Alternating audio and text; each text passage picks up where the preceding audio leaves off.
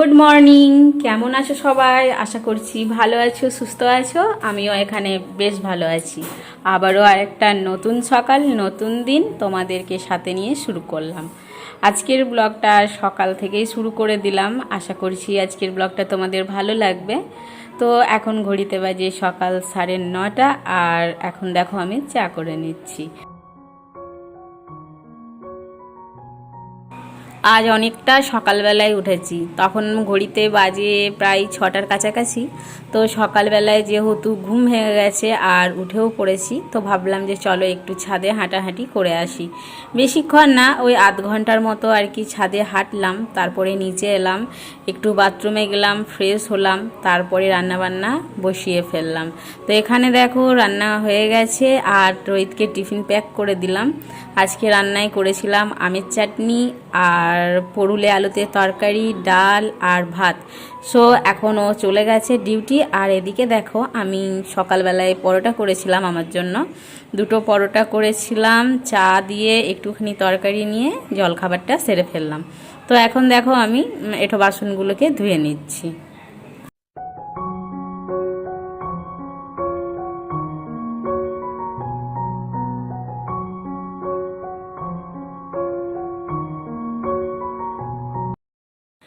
এই মাত্র বাসন ধোয়া কমপ্লিট হলো।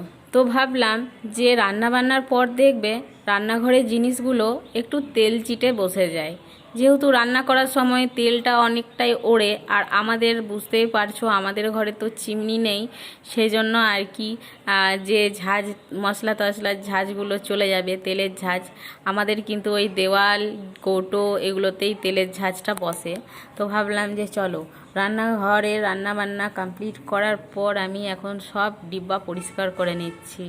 যখনই রান্না করি তখনই কিন্তু এই কাজটা করার চেষ্টা করি, তবে প্রত্যেক দিন হয়ে ওঠে না।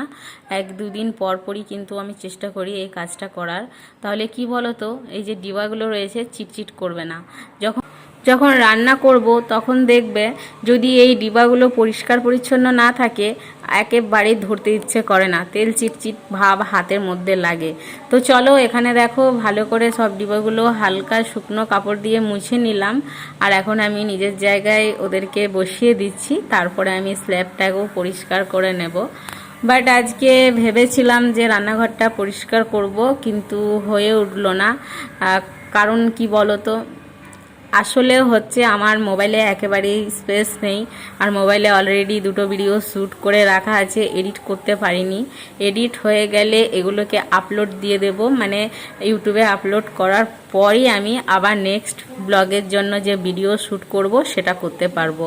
কারণ বুঝতেই পারছো আমাদের কাছে তো সেরকম দামি ফোন, স্পেসওয়ালা ফোন নেই, তাই না? তো যাই হোক, চলো এখানে দেখো তোমাদের সঙ্গে কথা বলতে বলতে অনেকটাই কাজ এগিয়ে ফেললাম। স্ল্যাব, ওভেন সব পরিষ্কার করা হয়ে গেছে। Hello viewers, good morning. কেমন আছো সবাই? আশা করছি খুব খুব খুব ভালো আছো। আর আমিও এখানে বেশ ভালো আছি। তো সকালবেলার কাজ কিছুই হয়নি, তো এখন সব বাসি কাজ পড়ে আছে। ঘরের অবস্থা দেখো, চলো দেখাই তোমাদেরকে। দেখো বিছানা ওরকমই আছে, এদিকে এটা টেবিলটা ওরকমই আছে, করতে হবে। বাট সকাল থেকে রান্না বান্নাটুকুই হয়েছে। রান্না হয়েছে, টিফিন করে তোমাদের দাদাভাইকে দিয়ে দিয়েছি। আর এখন বাসি কাজ কিছুই হয়নি, তবে এবার সব কাজ হবে। সকালবেলায় চা করে ওকে দিয়েছি, চা খাওয়া হয়ে গেছে। আর রান্নাঘরটা পরিষ্কার হয়ে গেছে। রান্নাঘর একে একে কাজ করব আর তোমাদের সঙ্গে সবই শেয়ার করব। চলো দেখতে থাকো আজকের ব্লগটা। আশা করি আজকের ব্লগটা ভালো লাগবে। এক তো এত ভোরবেলায় উঠেছি, প্রায় 6টার সময়।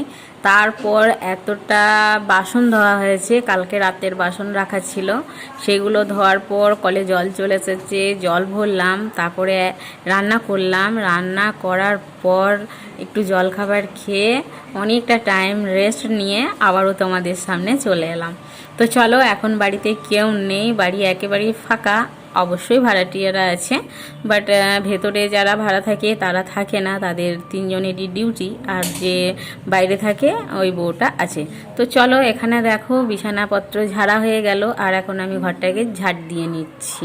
তারপর ঘরটাকে ভালো করে পরিষ্কার করে মুছে নেব। তো এখন দেখো ঘরটা ঝাড় দেওয়া হয়ে গেলে, মোছা হয়ে গেলে তারপরই স্নান সেরে আর কি পুজোটা হবে।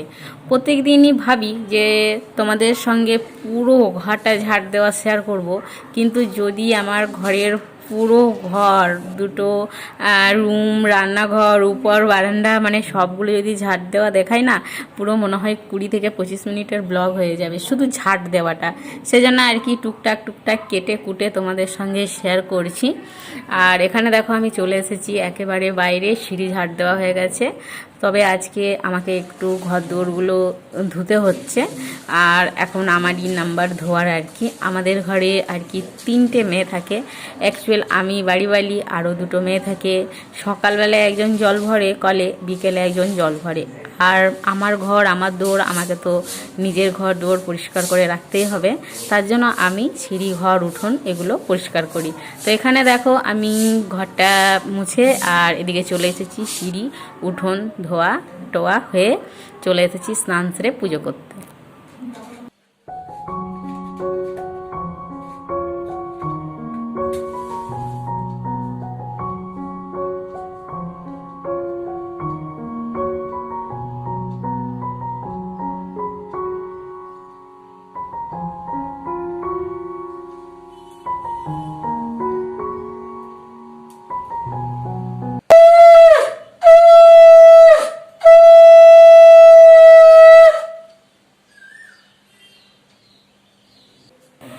বাড়ির সমস্ত কাজ সেরে স্নান সেরে পুজো করার টাইম হচ্ছে প্রায় 1টা থেকে 1:30 হবে, এরকম হয়ে গেছে টাইম।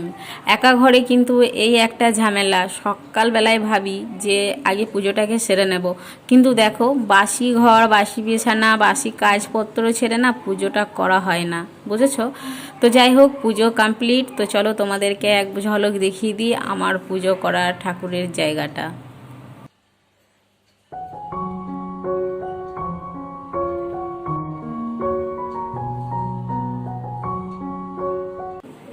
কেমন লাগছে আমার ঠাকুরথানটা অবশ্যই কমেন্ট করে জানিও।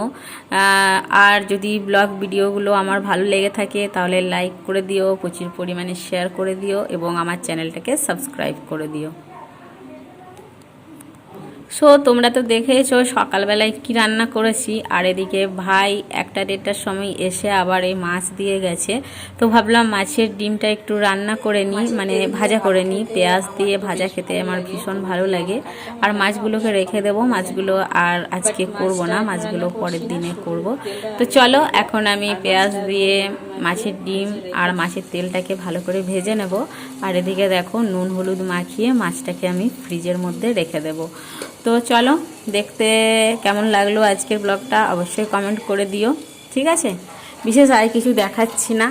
আর বুঝতে পারছো সেরকমভাবে ব্লগ ভিডিও বানানোর কোনো এক্সপিরিয়েন্স নেই। আস্তে আস্তে সব কিছুই শিখে নেব যদি তোমরা আমার পাশে থেকো বা থাকো। তো ঠিক আছে, চলো টাটা, দেখা হচ্ছে নতুন আরেকটি ভিডিওর সঙ্গে।